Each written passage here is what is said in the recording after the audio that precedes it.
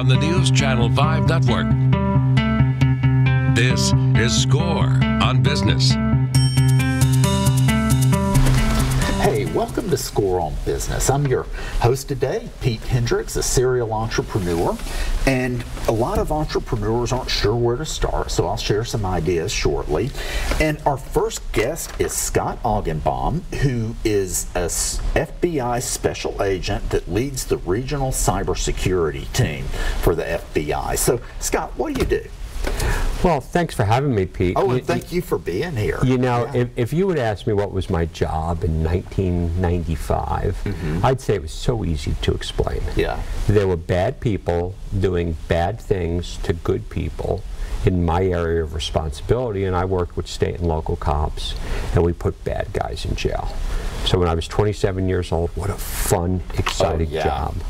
Bank robberies, drug cases, fugitives, you name it, just running and gunning.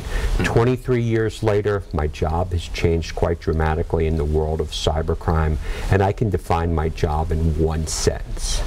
I teach individuals and small businesses how not to be the victim of cybercrime. Because when you call me and the bad guys get all of your information, the chances of me getting your stuff back or your money back is so challenging. And putting bad guys in jail is even harder because today's cyber criminals located overseas. We're looking at adversaries who are over in China, Russia, and in West Africa. So it gets really depressing when you hear me talk sometimes because we're not getting your stuff back, we're not putting bad guys in jail, but what drives me to do my job is 90 to 95% of what I deal with on a regular basis, especially here in Nashville, could have easily been prevented. What could prevent it? Well, people have to understand what their business is. And so often, you know, what I've been seeing in the past year or so has been a number of attacks on business processes. And people go, I'm a small business. What do you mean? I don't really have my defined processes laid out. Well, we've been talking so much about the business email compromise, where the CEO of a company has their email hacked, and they send an email to the person who pays the bills and says, hey, I need you to wire transfer $50,000, and unfortunately they do what their boss tells them to do. And I've seen hundreds of millions of dollars here, and we've been getting the word out as the FBI about this business email compromise. And a lot of organizations are taking things to heart and saying, okay, we have a process. When the boss sends me an email, I'm going to pick up the phone. When the boss sends me an email and says, hey, I need you to pay this bill. And I'm going to be in a meeting for 2 hours. Don't interrupt me. Exactly. Yeah. We're able to stop those things with phone calls. But let's go over a couple of scenarios that I've just seen recently that have really hit through. All of a sudden, the new person who's over in the HR department gets an email from the director of HR and says, hey, we're paying quarterly bonuses this month. Or let's say it's March 15th, and they get an email from that executive, and it says, I need everyone's names, dates of birth, and social security numbers. What usually happens when that new employee gets that email? They fill it out and send it back. They send it out. Yeah. It looks like it's going there, and that email goes overseas, and somewhere in an internet cafe in Lagos, Nigeria, a cyber criminal will get up and go like this, yes, I got it. And there'll be a room of other cyber criminals, and he will jump with joy, and he'll make an announcement that he has just got his hands on 10,000 pieces of PII. Names, dates of birth, and social security numbers. And he's going to offer it to sale to all of his counterparts. And he's going to go like this, I have a deal today. Fresh PII, 3 for $10, 7 for $20, because that's all our information is worth to these bad guys. And as soon as they get that information, what do? They go to the IRS website and they fill out tax returns. And this happens so often, and it's involved with training these employees. Is this how we share sensitive information within organizations? And until we start getting the word out that this is exactly what the bad guys are doing, the victimization will still continue. But that's not the only way this happens. Think about it in most organizations throughout the United States.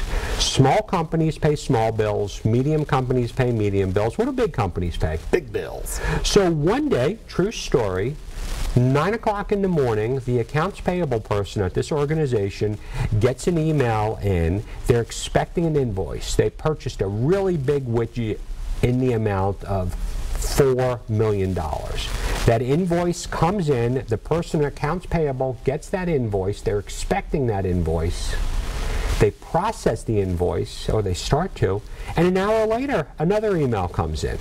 It looks like it's coming from the same identical person, and it goes like this. We made a mistake with your invoice. We almost overcharged you by $10,000. Throw out the old invoice and pay the new one. So what does the accounts payable person do? Just that. They go through it, they take it, it's the identical email, and that accounts payable person has to go through at least 5 layers of responsibility, 5 layers of management within the organization to get it approved. Everyone signs off on it, they pay the bill, it goes to the wire room, it goes to the bank, they pay it. 10 days later, they get a call from the vendor. And the vendor says, hey, guys, you're pretty good. You pay bills on time. You owe us $4 million. Where is it? What do you mean? We paid it. No, you didn't. Yes, you did. Goes back and forth for a couple of days until they realized that that money went to a bank account over in the Middle East. So how did the bad guys know that they purchased that equipment and were expecting an invoice? Well, what happened, the bad guys got into the email account of the victim company. Yeah. Because as we talked about earlier the last time, they didn't have two-factor authentication. And the bad guys are weaponizing email. Because think about that. The bad guys get into your email, what do they see? They see what exactly is happening. They understand your business processes. So at that point, they put a forwarding rule into the email, so whenever the company that sold the widget sent an email to our victim, that went to the bad guy. And it gave the bad guy enough time to do his own research and figure out that the company that was, the email account was xyzcorp.com. So what did the bad guy do? He went to a free web hosting company and he registered XYZ Corp, and he used a 0 instead of an O.